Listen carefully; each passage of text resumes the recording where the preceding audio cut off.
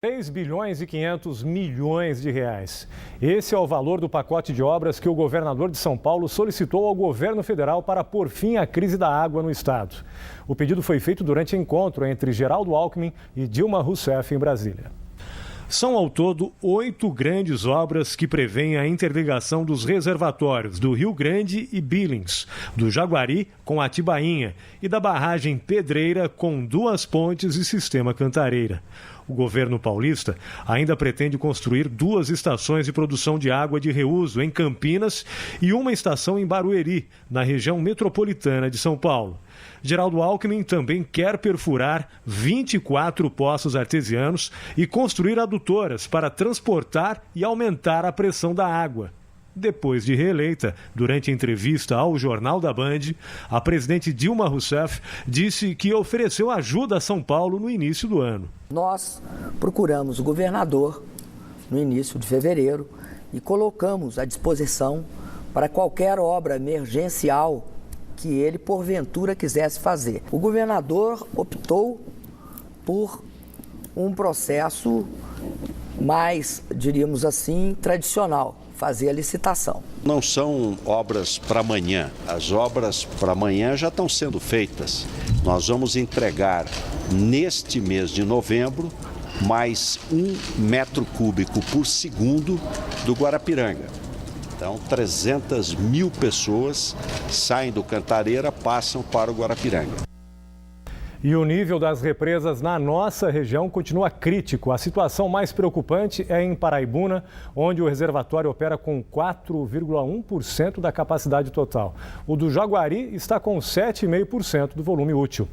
Para comentar a crise da água e o pacote de obras apresentado pelo governador em Brasília, nós recebemos aqui no estúdio do Band Cidade, segunda edição, Edilson de Paulo Andrade, que é especialista em recursos hídricos. Muito obrigado pela sua presença aqui com a gente, Edilson. Obrigado.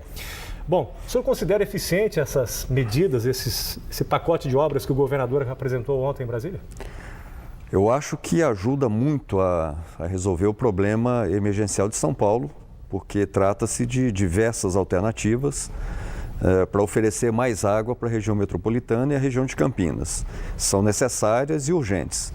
Aqui para a nossa região, a notícia que não é lá tão boa é que uma das alternativas é tirar a água da nossa região para mandar lá para Atibainha do Sistema Cantareira. Isso aí pode ter algumas implicações no futuro para a nossa região. O curioso é que no pacote ele fala das interligações entre os reservatórios Jaguari com Atibainha, barragem Pedreira com Duas Pontes e Cantareira. Mas ele não cita em nenhum momento a transposição de águas do Rio Paraíba do Sul, né? Por que o senhor acha que ele deixou isso implícito? Será que está implícito no pacote? Ele não cita isso. Não, quando ele fala no sistema Jaguari-Atibainha, é justamente a transposição.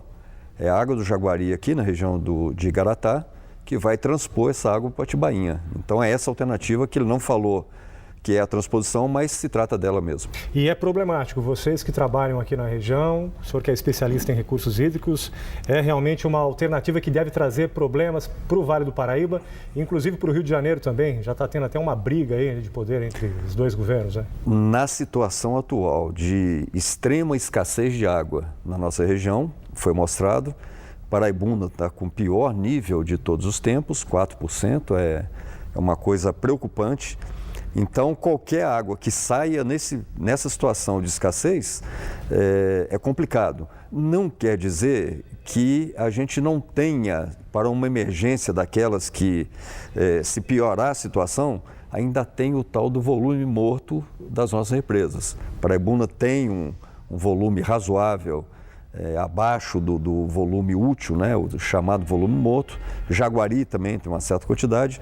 Então, existe como, numa situação de extrema escassez, ainda a Bacia do Paraíba se socorrer com essas águas que estão no fundo da represa. Não é o desejável. Isso, inclusive, pode ter implicação até para a produção de energia elétrica quando deixar de gerar energia em Paraibuna. É aquele ditado, né? Cobre de um santo para descobrir o outro, puxa o cobertor, deixa os pés para fora. É mais ou menos isso que vai acontecer. Mais ou menos isso. E dentro disso tem essa queda de braço de São Paulo e Rio de Janeiro, lembrando que lá no Rio de Janeiro existe um reservatório de Ribeirão das Lages com 70% de armazenamento de água, numa situação favorável, que também tem que se colocar como uma possibilidade do Rio de Janeiro utilizar parte daquele volume. Eu queria que o senhor comentasse também a obra que foi anunciada pelo governador, que trata da construção de estações de produção de água de reuso em Campinas e em Barueri. Como que vai funcionar isso? Isso aí já funciona em alguns casos. Tem o Polo Petroquímico de Mauá, por exemplo, ele utiliza água de reuso. Então, depois que tem a estação de tratamento de esgoto, que sai aquela água tratada, ela é adicionada a novos produtos e pode ser utilizada normalmente. Para encerrar a entrevista, há estudos que comprovam, já há 10 anos atrás, que a gente hoje iria viver esse problema da crise da água. Faltou realmente investimento, independente da Dilma ter falado que ofereceu ajuda no início do ano. Esse problema realmente vem de muito tempo atrás. É real, já há muitos anos que se sabe que São Paulo tem problema de disponibilidade de água e essas obras agora vão ser aceleradas, mas isso é real. Quer dizer, eu acho que deveria ter sido acelerado mais esse processo que agora está sendo divulgado. Edilson de Paulo Andrade, especialista em recursos hídricos, muito obrigado pela sua entrevista, uma boa noite. Obrigado, boa noite.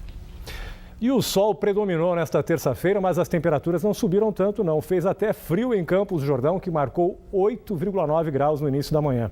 Foi o valor mais baixo registrado em novembro nos últimos 2 anos. A partir de amanhã o clima muda. Veja na previsão do tempo. O sol brilha forte nesta quarta-feira. As temperaturas sobem gradativamente ao longo do dia e a umidade relativa do ar cai, principalmente à tarde. Recomenda-se evitar exercícios físicos ao ar livre. Pode chover no início da noite.